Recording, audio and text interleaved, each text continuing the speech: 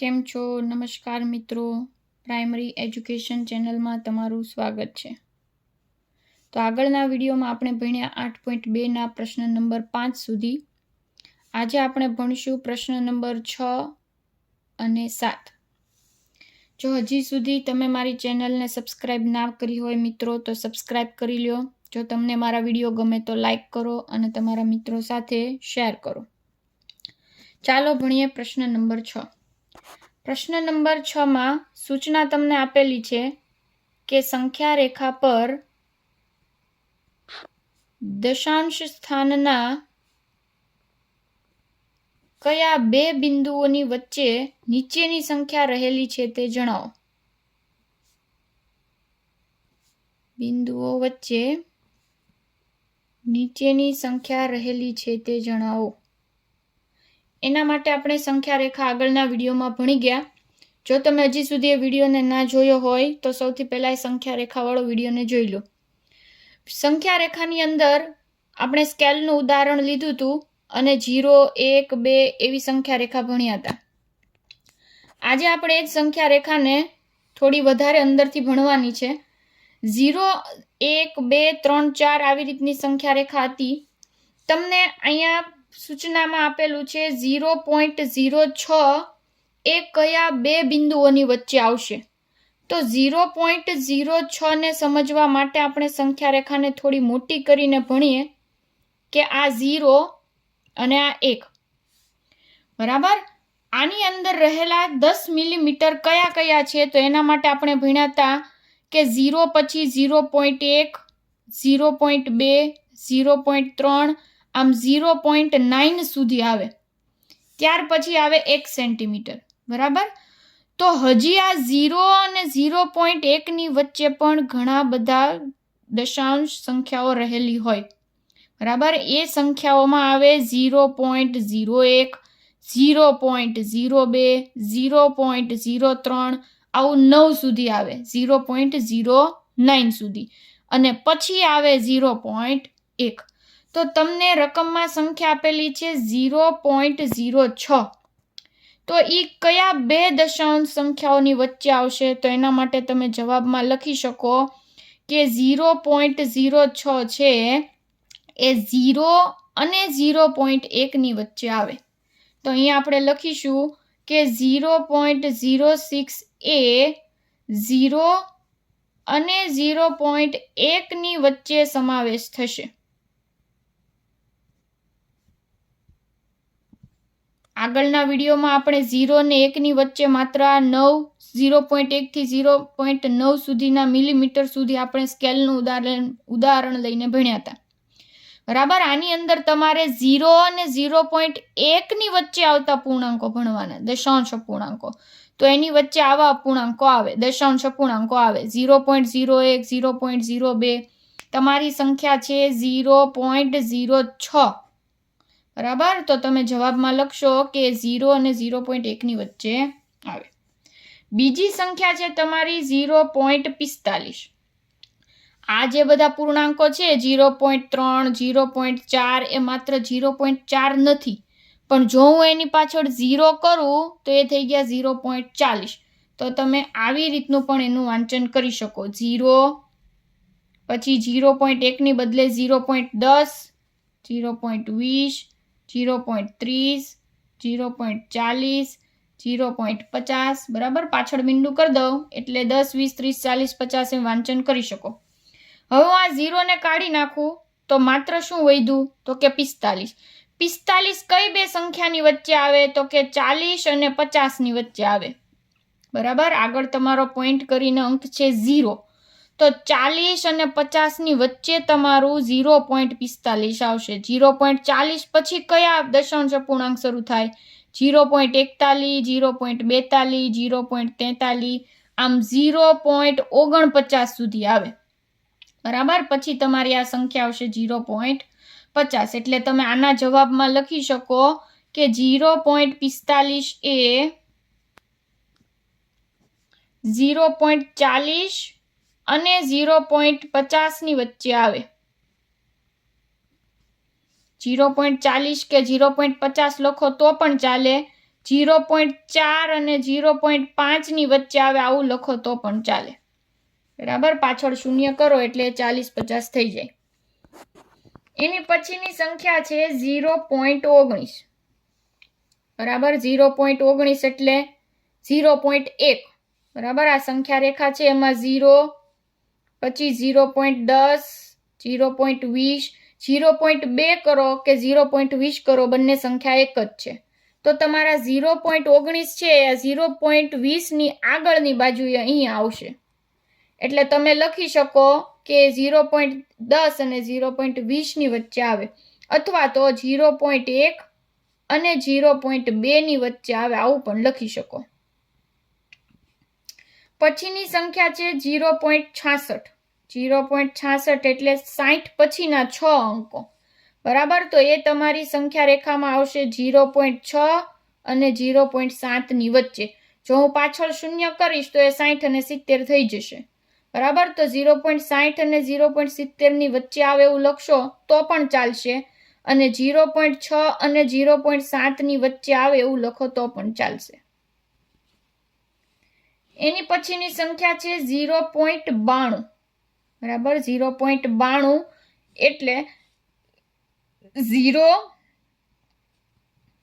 અને 1, બરાબર. 0 અને 1 ની વચ્ચે 0.1 આવે, 0.2 આવે, એમ ક્યાં સુધી આવે તો કે 0.9 સુધી આવે. ત્યાર પછી કયો અંક આવે તો કે 1 આવે. તો તમારા 0.92 એટલે કે 90 કરતા મોટા છે, બરાબર. તો 0.90 ની પછી આવશે, પણ કોની પહેલા તો કે 1 ની પહેલા. તો તમે આના જવાબમાં લખી શકો 0.9 અને 1 ની વચ્ચે આવશે. તો અહીંયા હું જવાબમાં લખું કે 0.9 અને 1 ની વચ્ચે આવે, બરાબર. એની પછીની છેલ્લી સંખ્યા છે તમારી 0.57.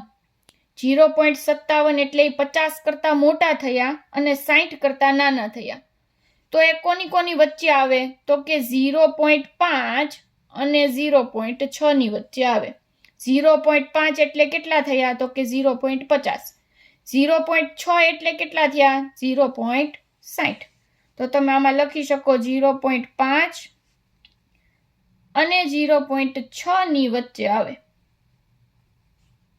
આ પ્રશ્ન નંબર 6 થઈ ગયો પૂરો. તો ચાલો હવે ભણીએ પ્રશ્ન નંબર 7.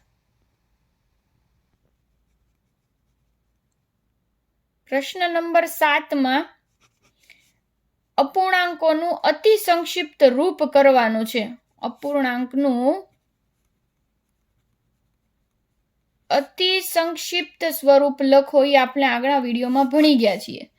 અતિ સંક્ષિપ્ત રૂપ એટલે મેં તમને શીખવાડ્યું કે અપૂર્ણાંકનો અંશ અને છેદ બંનેમાં રહેલી સંખ્યા છે એ એક જ ઘડિયામાં આવવી જોઈએ. આ તમને દશાંશ અપૂર્ણાંક આપ્યું છે, પહેલા આપણે એને સાદા અપૂર્ણાંકમાં ફેરવી નાખીએ. સંખ્યા છે તમારી 60, પોઈન્ટ પછી 2 અંક છે એટલે મારે છેદમાં કેટલા લખવા પડશે 100. સૌથી પહેલા તો બંને સંખ્યાના છેલ્લેથી 0 ને આપણે કટ કરી દઈએ. હવે વિચારો કે 6 અને 10 બંને કયા ઘડિયામાં આવે તો કે 2 ના ઘડિયામાં. 2 તેરી 6, 2 પંચા 10. આ તમારો જવાબ થઈ ગયો 3/5. આને કહેવાય અતિ સંક્ષિપ્ત રૂપ. અતિ સંક્ષિપ્ત રૂપ એટલે બીજું કાંઈ નહીં, અંશ અને છેદની સંખ્યાને એક ઘડિયામાં લાવી અને તમારે માત્ર છેદ ઉડાડવાના છે. બીજી સંખ્યા છે તમારી 0.05. એમાં તમારી સંખ્યા છે 5, પોઈન્ટ પછી 2 અંક છે એટલે નીચે લખીશ 100.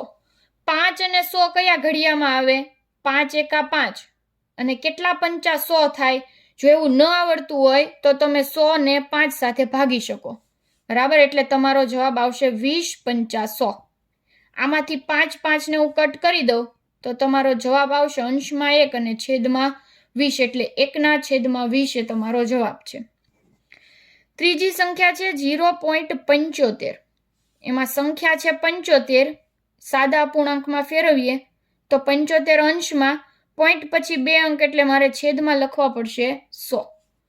75 અને 100 કોના ઘડિયામાં આવશે તો કે 25 ના ઘડિયામાં. 25 તેરી 75 અને 25 ચોક 100. આમાંથી 25 કટ થઈ ગયા, 3/4 એ તમારો જવાબ. જો તમને ન આવડતા હોય ઘડિયા તો તમે ભાગાકાર કરીને પણ જવાબ લાવી શકો છો. એની પછીની સંખ્યા છે 0.18. એમાં સંખ્યા છે 18, પોઈન્ટ પછી 2 અંક એટલે છેદમાં લખું 100.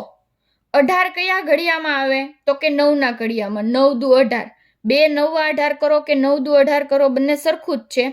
પછી કેટલા દુ 100 થાય જેથી કરીને તમે 2 ને ઉડાડી શકો. 9 દુ 18 કરું અને 50 દુ 100 કરું, જેથી કરીને 2 2 છે એક જ થઈ જાય. હવે 9 અને 50 એવો એક પણ ઘડિયો નથી કે જેના તમે છેદ ઉડાડી શકો. 50 છે એ 10 ના ઘડિયામાં આવે, 10 પંચા 50, 25 દુ 50.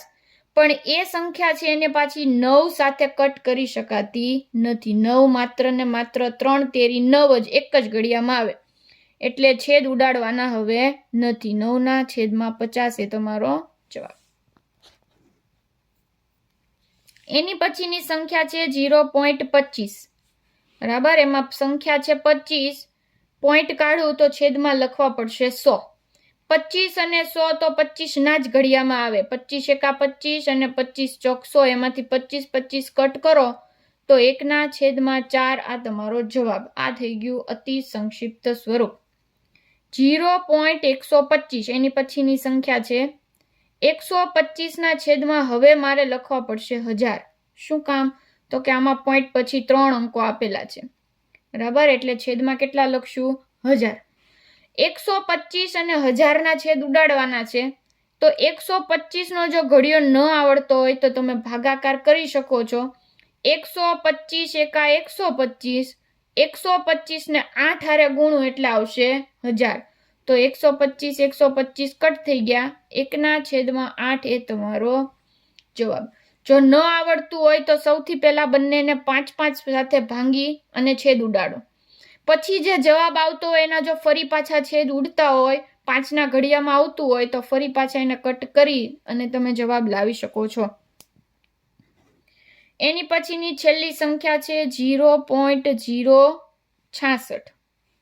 તો આમાં લખશું 66 ના છેદમાં 1000. શું કામ તો કે પોઈન્ટ પછી 3 અંક છે. 66 કયા ઘડિયામાં આવશે? 33 દુ 66. હવે કેટલા દુ 1000 થાય તો કે 500 દુ 1000 થાય. બરાબર, તો આમાંથી હું 2 2 કટ કરું. હવે 33 છે એ 11 ના ઘડિયામાં આવે. 11 તેરી 33. પણ 11 ના કે 3 ના ઘડિયામાં 500 આવતા નથી.